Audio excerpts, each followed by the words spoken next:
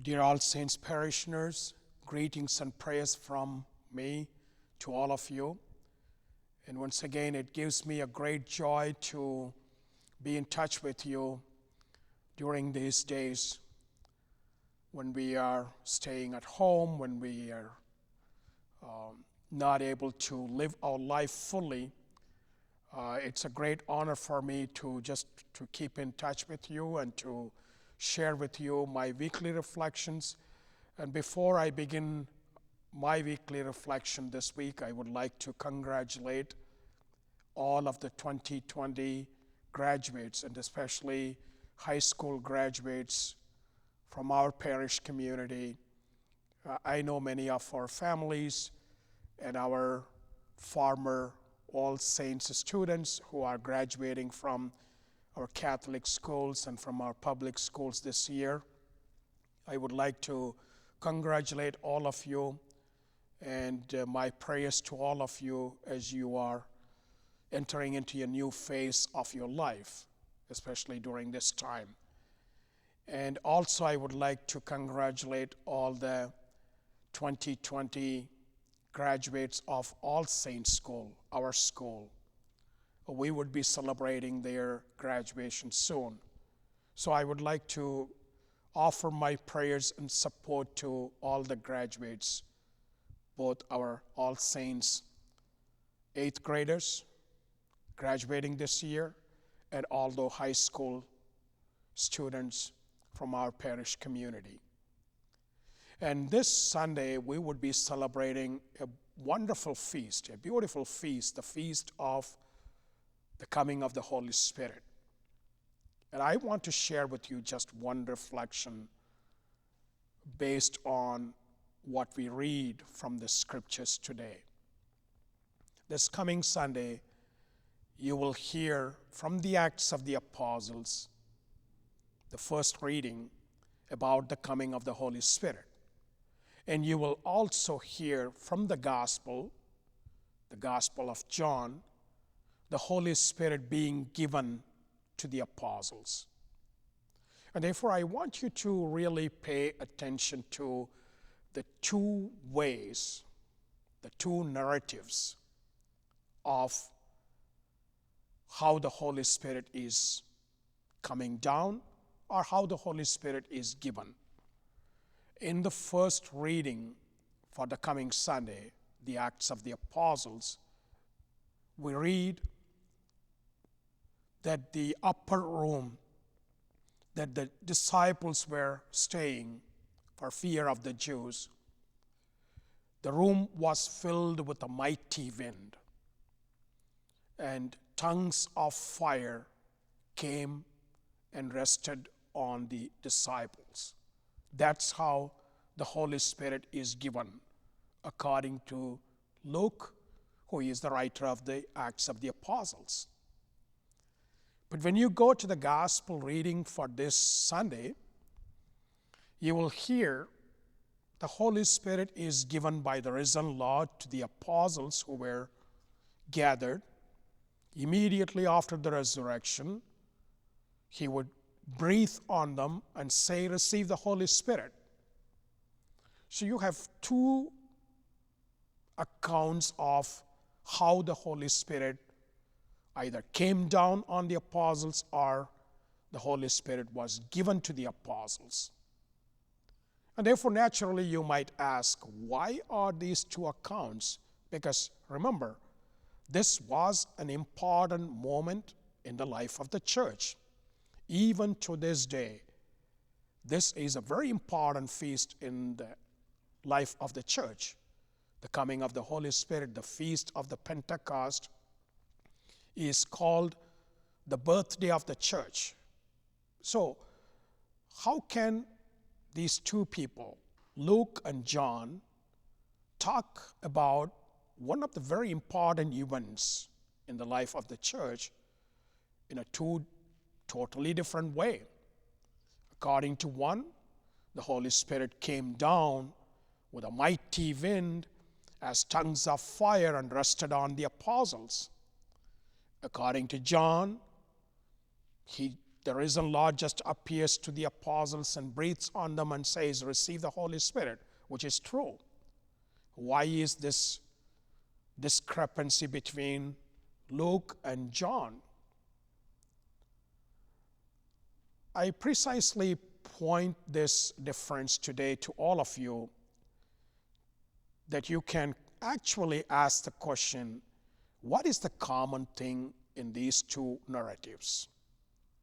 Whatever way the Spirit was given, either according to the Gospel of Luke or the Acts of the Apostles according to Luke or the Gospel of John, whatever way the Spirit was given, is there anything common in the way that the Spirit is given and what happens next? Remember, in both instances, in the Gospel, the Acts of the Apostles according to Luke, and in the Gospel of John, the disciples live in a state of fear. You can very well kind of associate yourself with the apostles then, as we are kind of hunkered down and we are staying at home. Our mobility is kind of very much limited, and our life is in a way crippled. The life of the whole world is crippled in a way. So also you find the apostles, both in the gospel as well as according to the Acts of the Apostles, in the upper room. They were living in fear, they were living with uncertainty, they were living without really knowing the future. And therefore, we can connect ourselves with these apostles who were in the upper room. Both in the Acts of the Apostles and in the Gospel, however the Spirit is given, once they receive the Spirit, it changes their life radically. Their life is transformed radically. A new life is given to them. They will no longer be in the upper room behind the locked doors. They will no longer be fearful disciples of Jesus. But rather, the Spirit makes them really courageous witnesses. And therefore, we are talking about a totally new life after the Holy Spirit is given or after the Holy Spirit comes down on them, as in the Acts of the Apostles. And therefore, dear brothers and sisters, I just want you to be aware that this wonderful feast is a reminder to us, whatever our situation may be, however we might feel during this tough and challenging time, if we are open to the Spirit, and the Spirit can come in many different ways. And that's precisely the reason why I insisted on these two accounts. It may not be the same way that we all receive the Spirit. Each one can receive the Spirit in a different way. But what is very important is we are created anew. We are made new. Our life is radically changed. We will never be the same after we receive the Holy Spirit. That is the key in both the Acts of the Apostles and in the Gospel of John. I think, dear brothers and sisters, during this Sunday, as we celebrate this wonderful feast of the Pentecost, I want you to kind of remember what Pope Francis talked about last year. Let me quote him. This was Pope Francis's reflection for the Feast of Pentecost last year. Quote, "The Holy Spirit is the peace in the midst of restlessness, confidence in the midst of discouragement, joy in sadness, youth in aging, courage in the hour of trial."